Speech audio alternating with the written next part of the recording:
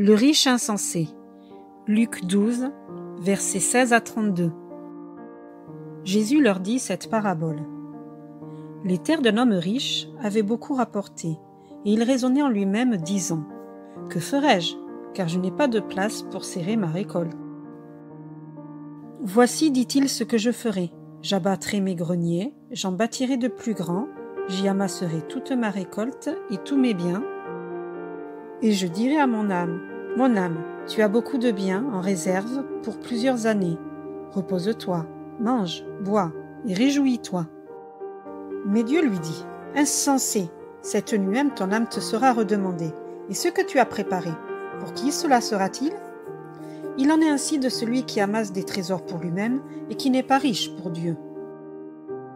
Jésus dit ensuite à ses disciples, c'est pourquoi je vous dis, ne vous inquiétez pas pour votre vie, de ce que vous mangerez, ni pour votre corps, de quoi vous serez vêtus. La vie est plus que la nourriture et le corps plus que le vêtement. Considérez les corbeaux, ils ne sèment ni ne moissonnent, ils n'ont ni cellier ni grenier, et Dieu les nourrit. Combien ne valez-vous pas plus que les oiseaux ? Qui de vous, par ses inquiétudes, peut ajouter une coudée à la durée de sa vie ? Si donc vous ne pouvez pas même la moindre chose, pourquoi vous inquiétez-vous du reste ? Considérez comment croissent les lys. Ils ne travaillent ni ne filent.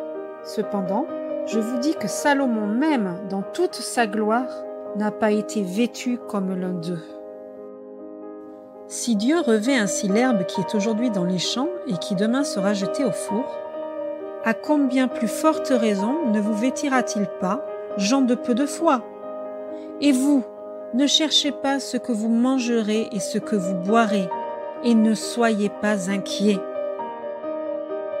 Car toutes ces choses, ce sont les païens du monde qui les recherchent.